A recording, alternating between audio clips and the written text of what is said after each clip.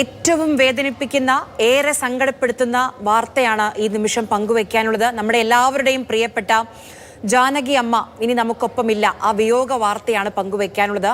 മൈസൂരുവിലായിരുന്നു അന്ത്യം. വിഖ്യാത ഗായിക നമ്മളോട് വിട ചൊല്ലുകയാണ്.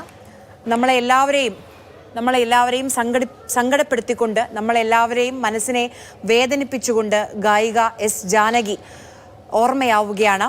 മൈസൂരുവിലാണ് അന്ത്യം.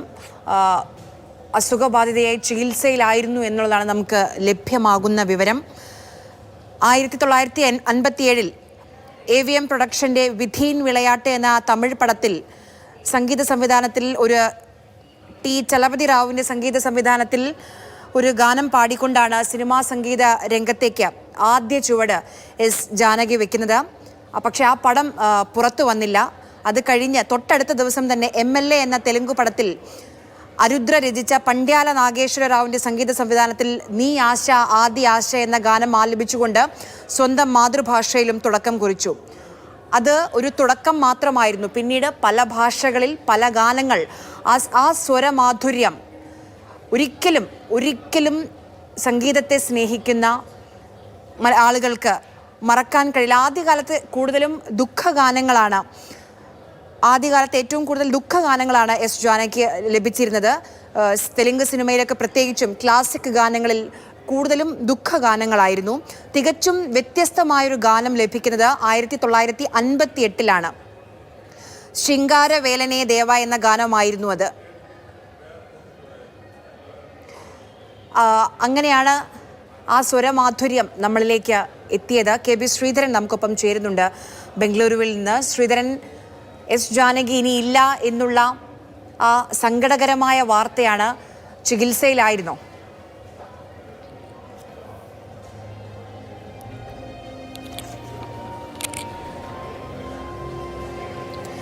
ഇനി മലയാള സിനിമയിലേക്ക് വന്നാൽ 1961 മിന്നുന്നതെല്ലാം പൊന്നല്ല എന്ന മലയാള സിനിമയിൽ ഇരുൾ മൂടുകയോ എൻ വാഴ്വിൽ എന്ന ദുഃഖഗാനം ആലപിച്ചുകൊണ്ടാണ് മലയാള സിനിമാ രംഗത്തേക്ക് എസ് ജാനകി ചുവട് വെച്ചത്.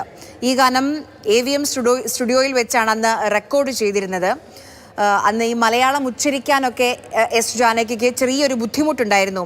അന്ന് കൂടെ ഉണ്ടായിരുന്ന ഗാനരചയിതാവും കൂടെ ഉണ്ടായിരുന്ന സംഗീത സംവിധായകരും ഒക്കെ സഹായിച്ചാണ് ആ ഒരു പ്രതിസന്ധി, ആ ഭാഷ എന്ന വലിയ പ്രതിസന്ധി എസ് ജാനകി എന്ന ഗായിക അന്ന് ആദ്യത്തെ മലയാള ഗാനത്തിൽ നേരിട്ട ആ പ്രതിസന്ധി മറികടന്നത്. ജാനകി അമ്മയുടെ ആരാധികയായ ലീല ചാക്കോ ഏത് സമയത്തും ജാനകി അമ്മയെ ഫോണിൽ വിളിച്ച് മലയാളത്തിൽ സംസാരിക്കാറുണ്ടായിരുന്നു. ആ ടെലിഫോൺ സംസാരമാണ് ജാനകി അമ്മയ്ക്ക് ഈ മലയാള ഭാഷയോട് ഒരു പരിചിതത്വം ഉണ്ടാക്കാനും മലയാള ഭാഷ വളരെ എളുപ്പത്തിൽ സംസാരിക്കാനും മലയാള ഭാഷയിൽ പാടാനുമൊക്കെ ജാനകി അമ്മയെ സഹായിച്ചത് അതാണ്. പിൽക്കാലത്ത്, അതായത് ജാനകി അമ്മയുടെ മലയാള ഉച്ചാരണം നല്ലവണ്ണം മെച്ചപ്പെടുത്താൻ സഹായിച്ചത് ആ ഫോൺ കോളുകളായിരുന്നു. പിൽക്കാലത്ത് ലീല ചാക്കോ ജാനകി അമ്മയുടെ ഏറ്റവും അടുത്ത, ഏറ്റവും ഉറ്റ സുഹൃത്തുമായി മാറുകയും ചെയ്തു. ഏത് കഥാപാത്രത്തിനനുസരിച്ചും സ്വന്തം ശബ്ദം അത് ക്രമീകരിക്കാനുള്ള കഴിവാണ് എസ് ജാനകിയെ മറ്റ് ഗായികമാരിൽ നിന്നെന്നും മാറ്റി നിർത്തിയത്. ഒരു കുഞ്ഞിൻ്റെ ശബ്ദം മുതൽ ഒരു വൃദ്ധയുടെ ശബ്ദം വരെ അനായാസം നമ്മളിലേക്ക് എത്തിക്കാൻ എസ് ജാനകി എന്ന ഗായികയ്ക്ക് കഴിഞ്ഞു. ഒരു കുടിയൻ്റെ ശബ്ദം വരെ ഒരു ഗാനത്തിൽ എസ് ജാനകി അനുകരിച്ചിട്ടുണ്ട്. അങ്ങനെ എല്ലാ രീതിയിലും അതുല്യ പ്രതിഭയാണ് ഇപ്പോൾ വിട ചൊല്ലുന്നത്. KB ശ്രീധരൻ നമുക്കൊപ്പം ചേരുന്നുണ്ട്. ശ്രീധരൻ, ആശുപത്രിയിൽ നിന്ന് ലഭിക്കുന്ന വിവരങ്ങൾ എന്തൊക്കെയാണ്? അന്ന് വൈകിട്ട് ആണ് ജാനകിയമ്മയെ ആശുപത്രിയിലേക്ക് എത്തിക്കുന്നത്. മൈസൂർ അപ്പോളോ ഹോസ്പിറ്റലിൽ വെച്ചാണ് അന്ത്യം എന്നാണ് നിലവിൽ പ്രാഥമികമായിട്ട് ലഭിക്കുന്ന വിവരം. ഇതിന്റെ കൂടുതൽ വിശദാംശങ്ങൾ, അതായത് മരണം സ്ഥിരീകരിച്ചിട്ടുണ്ട്, കൂടുതൽ വിശദാംശങ്ങൾ ഇനിയും വരേണ്ടിയിരിക്കുന്നു. അവർ വീട്ടിൽ വെച്ച് കുഴഞ്ഞു വീണു, മൈസൂരിൽ താമസ സ്ഥലത്ത് വെച്ച് കുഴഞ്ഞു വീണു എന്നുള്ളതാണ് നിലവിൽ ലഭിക്കുന്ന വിവരം.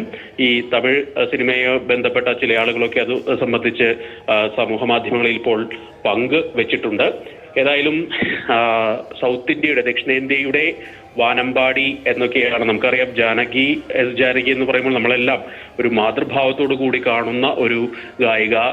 പല രസത്തിലുള്ള ഗാനങ്ങൾ മലയാളികൾക്ക് അല്ലെങ്കിൽ സംഗീത പ്രേമികൾക്ക്, മലയാളികൾക്ക് മാത്രമല്ല വിവിധ ഭാഷകളിൽ അവർ എണ്ണിയാലൊടുങ്ങാത്ത ഗാനങ്ങൾ സമ്മാനിച്ച ജാനകി അമ്മയാണ് ഇപ്പോൾ കാലയവനികയ്ക്കുള്ളിൽ മറയുന്നത്. രാജ്യത്തിന്റെ എല്ലാവിധത്തിലുള്ള എല്ലാ പുരസ്കാരങ്ങളും, പത്മഭൂഷൺ ഉൾപ്പെടെയുള്ള പുരസ്കാരങ്ങൾ അവർക്ക് ലഭിച്ചിട്ടുണ്ട്. നമുക്ക് ഒരു പിടി ഗാനങ്ങൾ, നമുക്ക് ഒരു ഗാനം ഏതാണ് മികച്ച ഗാനം എന്നൊക്കെ നമുക്ക് തിരഞ്ഞെടുക്കാൻ പോലും ആവാത്ത രീതിയിൽ പല ഭാവത്തിൽ ഉള്ള ഗാനങ്ങൾ, ഭക്തിരസമാവട്ടെ ശൃംഗാരരസമാവട്ടെ എല്ലാ രസത്തിലുള്ള ഗാനങ്ങളെല്ലാം തന്നെ പങ്കുവച്ച ഒരു അതുല്യ പ്രതിഭ തന്നെയാണ് എസ് ജാനകി എന്നുള്ളത്. ജാനകി എന്നുള്ള പേര് നമ്മൾ പറയുമ്പോൾ തന്നെ ജാനകി അമ്മ എന്നാണ് നമ്മൾ എല്ലാവരും അഭിസംബോധന ചെയ്യാറ്. അത്രയധികം ആളുകളുമായി വളരെയധികം സംഗീത പ്രേമികൾക്ക് ഇഷ്ടപ്പെട്ട ഒരു ഗായികയാണ് ഇപ്പോൾ നടന്നു നീങ്ങുന്നത്. ഏതായാലും അവരുടെ വിയോഗത്തെക്കുറിച്ച് കൂടുതൽ വിശദാംശങ്ങൾ അല്പസമയത്തിനകം തന്നെ ലഭ്യമാകും. മൈസൂരിലെ ആശുപത്രിയിൽ വെച്ചാണ് അന്ത്യം എന്നുള്ള വിവരം ആണ് ഇപ്പോൾ പുറത്തു വരുന്നത്. ശരി, കെ ബി ശ്രീധരനാണ് ബംഗളൂരുവിൽ നിന്ന് വിവരങ്ങൾ നൽകിയത്.